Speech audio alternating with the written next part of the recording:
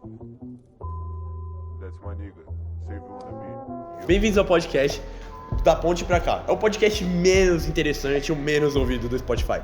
Bom, então coloque sua touca e o seu bombojack, porque faz 10 graus em São Paulo. Bom, hoje estamos com o candidato Juliano. Prazer, Juliano, mano, bem-vindo. Prazer, por estar aqui. Obrigado pelo convite, primeiramente, né? Bom, só tenho a agradecer aí, porque... Deixa quieto. Não, é horários, a gente sabe como não, é. tá certo, é difícil. É complicado. Difícil, mas Vida de candidato é a complicado. gente tem que priorizar esses momentos aqui, porque é quando a gente tem... Momento de fala. Exatamente, e quando a gente pode falar com o povo, né? Então, E, mano, você é um candidato, precisamos falar sobre as suas pautas agora, né? Sim, sim. E a primeira pauta que eu queria começar a conversar aqui, a nossa conversa, uma pauta que eu estou muito interessado, é sobre economia. Quais são as suas propostas para a economia? Então, a princípio, pelo que eu estudei sobre a economia, vi muitas aulas, eu vi que um dos grandes problemas do Brasil é que ele é muito dependente de um único mercado. Ou seja, ele é muito dependente da exportação de commodities, muito dependente. Quando esse mercado ele tem uma variação negativa, por exemplo, o Brasil sofre muito com isso. Então, a ideia é diversificar a economia e fazer um investimento na indústria. E que não é algo novo. O Brasil ele já teve um espaço muito grande, ele já foi muito forte na economia, na parte industrial, principalmente na indústria aérea, né? E a ideia é justamente dar incentivos para o setor privado para fortalecer essa área, para que o Brasil não fique tão dependente de commodities, somente exportação de commodities. Bom, vamos para quem é um pouco leigo do assunto, vamos explicar o que é commodities. Você pode explicar um pouquinho? Só rapidamente. Commodities são basicamente as matérias-primas ou esses recursos base, né? Como alimentos, minérios, grãos, né? Todos eles usados para exportação e importação. Exportação e importação. Então, qual que é o sistema? Lógico, se você tem um desenvolvimento industrial, se você tem um desenvolvimento agropecuário, e você fica limitado ao território, você não vai lucrar. Vamos concordar? Sim. Então, aí eu entro em uma pauta muito específica que eu até coloquei como um projeto à parte, que é a relação trilateral entre Brasil, Rússia e China, né? É uma relação que ela existe, mas ela ainda não foi fortificada, ela ainda não tem esse nome, esse porte ainda, ela não está algo consolidado, mas ela já existe. E funciona da seguinte forma: o Brasil ele é o principal consumidor de fertilizantes no mundo, até porque ele é o maior produtor de grãos, um dos maiores produtores de grãos do mundo, principalmente a soja. A Rússia é a maior produtora de fertilizantes do mundo. Então, com o Brasil comprando esses fertilizantes por um preço muito menor, já que vai ser uma compra em larga escala, a gente vai conseguir aumentar a produção, principalmente de grãos, e ainda assim conseguir montar um estoque até mesmo para vender para outros países, como já aconteceu nos últimos 5 anos, onde o Brasil vendeu fertilizante que ele comprou, que sobrou para países da África. Então ele se torna até um revendedor. E a respeito, mais especificamente da exportação dessa área das commodities, principalmente dos grãos, aí entra a China, por isso relação trilateral, 3 lados. A China é um dos países que mais consome esses grãos, que mais consome esse alimento que o Brasil produz.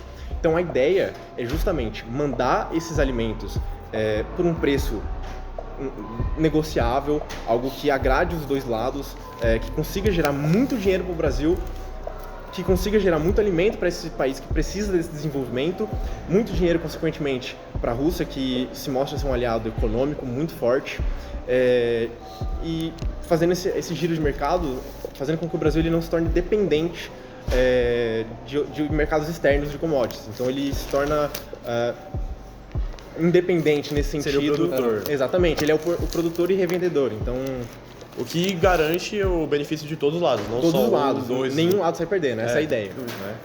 E voltando agora um pouquinho, de novo, sobre o que eu tinha puxado, sobre o desenvolvimento industrial, do agronegócio também, muita matéria-prima, como você mesmo disse, o Luiz também disse, matérias-primas são muito requisitadas para esse desenvolvimento.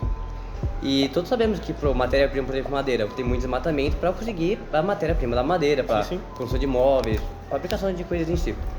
E isso pode ser ruim para o meio ambiente. Quais são as suas propostas para o meio ambiente? Então, batendo especificamente nessa área da madeira. O que a ideia é o seguinte, é tirar fazer uma sobrecarga do mercado, principalmente de madeira, né? Como que a gente vai fazer isso? Dando um incentivo econômico para a maior produção de pino e eucalipto. Que o Brasil é muito forte, tem muito espaço para essa área, que é uma exportação focada obviamente em madeira, né? E a ideia é sobrecarregar tanto esse mercado com esse tipo de madeira, que é legal, que ajuda inclusive o meio ambiente, porque essas fazendas elas acabam se tornando parques ambientais, querendo ou não, a vida florestal volta para aqueles ambientes onde havia florestas nativas, e você deixa de desmatar essas áreas. Só que o problema ambiental ele não se resume só à madeira.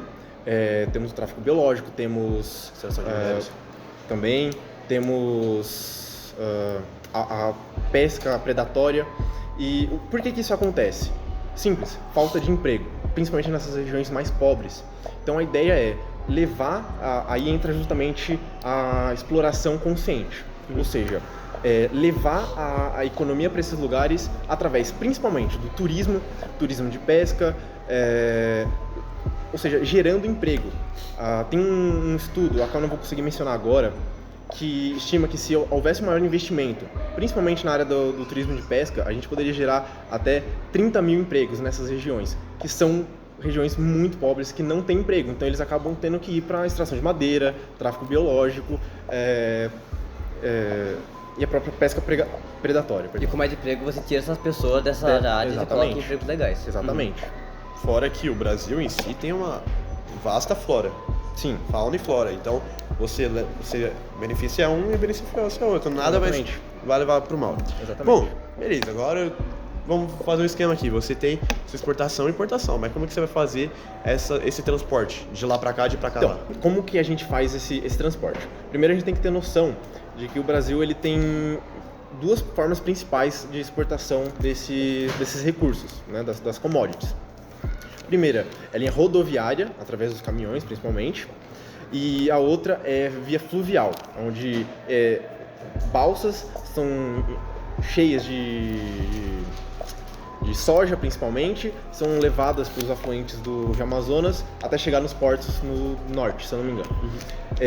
Só que, ainda assim, a gente tem um déficit muito grande, a gente tem uma falta, eu diria, de eficiência, porque a gente depende tanto desses meios que eles não são os mais rápidos nem os mais baratos, eles são muito caros, combustível, enfim, são... Fora o malefício pro meio ambiente. Exatamente. Eu vou chegar nesse ponto aí do combustível já. Então, a ideia é a malha ferroviária. A malha ferroviária, ela tem dois pontos principais. O econômico, trazer justamente esses recursos de forma mais barata, mais eficiente, mais rápida para a costa, ajudando na importação e ajudando no preço no mercado. Ou seja, não vai ficar tão caro você ir em um mercado e comprar, seja o arroz, o feijão, a própria carne, porque o custo da logística vai ser barateado. E o outro é a questão cultural. Boa parte do povo brasileiro, ele não conhece o próprio país. Ele, muitas vezes, passa a vida inteira sem conhecer, sei lá, 10 estados. Um país de 26 estados, um país continental, né?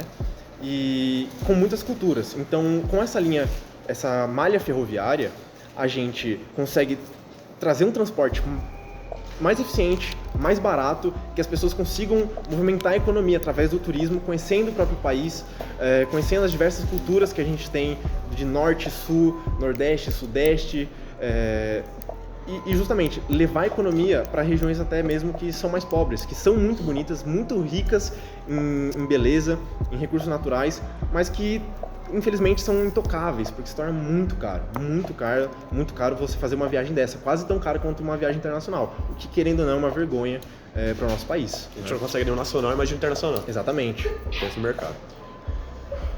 O fator da segurança pública, porque tipo assim, se a gente parar pra ver, é um fator primordial, porque a gente pode falar de economia, a gente pode falar de segurança, tudo mais, de educação, mas e a segurança pública, como é que fica?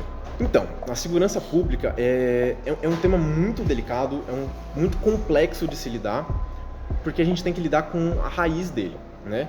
E a raiz do crime organizado aqui no Brasil está diretamente ligado à posição geográfica que ele tem. O Brasil, ele é hoje conhecido como uma ponte para as drogas da América do Sul, do Novo Mundo, para o Velho Mundo, África e Europa. E como que isso acontece? As nossas fronteiras, por ser muito grande, por ser justamente um país continental, se torna muito simples, muito fácil de você conseguir atravessar. Justamente porque não tem como, as nossas autoridades não tem como, não tem logística, não tem... É possível segurar todas as... Exatamente, não tem como. Mano, além dela ser muito extensa, teve fronteira com vários países. Exatamente, é muito complexo.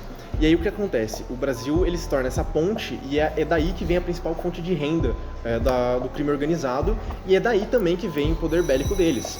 Entra justamente muitas armas que realmente são para guerra, não são armas comuns, são armas para guerra mesmo, que muitas vezes até nem as forças armadas têm, e acaba se tornando impossível da polícia combater esse tipo de organização. Então, qual que é a minha ideia? Minha ideia é gerar, através das forças armadas, um maior patrulhamento das fronteiras, né? Eu não diria um fechamento das fronteiras, porque eu acredito que a gente não tem tanto problema com a entrada de pessoas, a gente tem problema justamente com a entrada desses recursos, né, de drogas, armas. Então, utilizando as forças armadas, em conjunto com a Polícia Federal, que é a responsável por isso, a gente não só vai criar mais experiência de campo para as Forças Armadas, que é um déficit que a gente tem atualmente, a falta de experiência, mas também a gente vai impedir, a gente vai dar um golpe crítico na economia do narcotráfico, que é impedindo a principal fonte de renda deles, que é a entrada de drogas. E ainda assim a gente vai conseguir matar dois coelhos com uma cajadada só, impedindo a entrada de armas e munição, facilitando o combate a drogas e armas. Exatamente. Então seria uma fiscalização maior? Uma fiscalização maior, exatamente, perfeito. Fiscalização.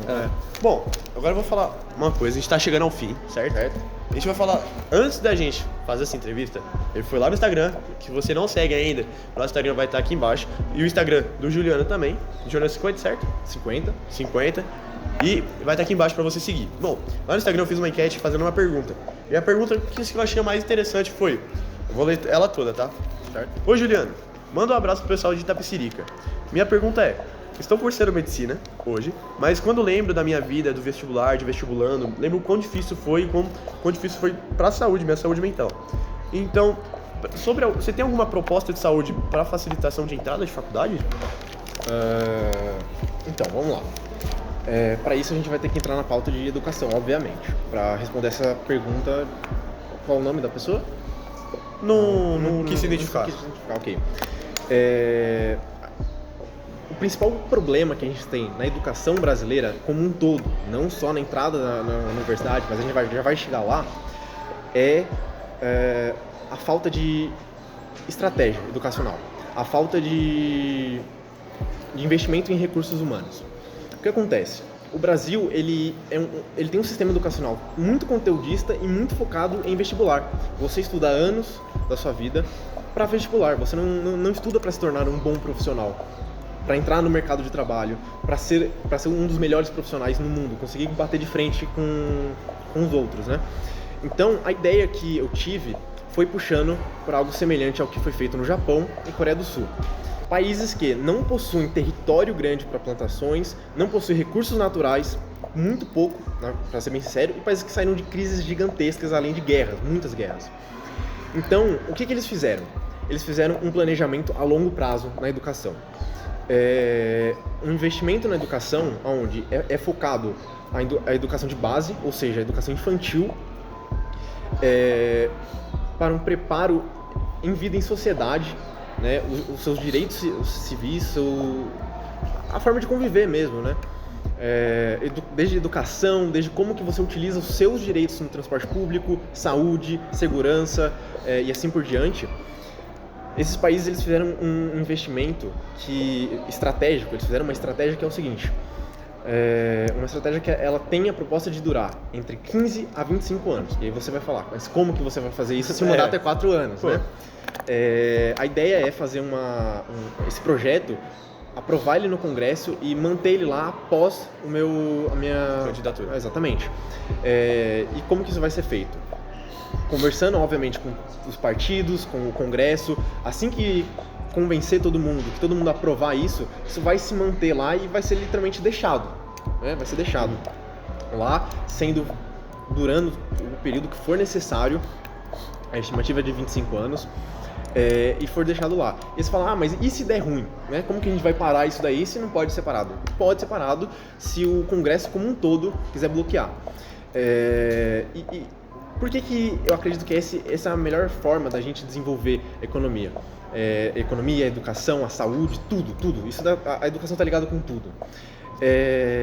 Porque justamente a gente precisa investir no recurso mais valioso que existe no mundo. Não é petróleo, não é ouro, não é urânio, é recursos humanos. Com isso, você pode ter um território do tamanho de um ovo e você vai ter uma economia do tamanho da Coreia do Sul, do Japão, entendeu? Você precisa de trabalhadores, esse recurso você tem. Trabalhadores você não tem exatamente. específico. Bom, mas eu acho que é isso por hoje. A gente agradece de novo, muito obrigado por ter aceitado. Eu que agradeço. Eu sei que é difícil, eu sei que o horário, tudo é muito complicado. Mas, a gente agradece demais. Eu, o André, todo o pessoal Sim. aqui da equipe, todo mundo agradece bastante. Podcast muito bom, sua entrevista muito boa, com pautas muito boas, muito Sim. bem trabalhadas por você. Foi ótimo. Ótima candidatura sua. Não esquece, se você quiser votar nele, 50, certo? 50. E segue o Instagram dele e o nosso também que vai estar Aqui aí embaixo embaixo. na telinha aí pra nós. Fé. Valeu. Obrigado, candidato. Boa sorte aí. Obrigado. Tamo junto.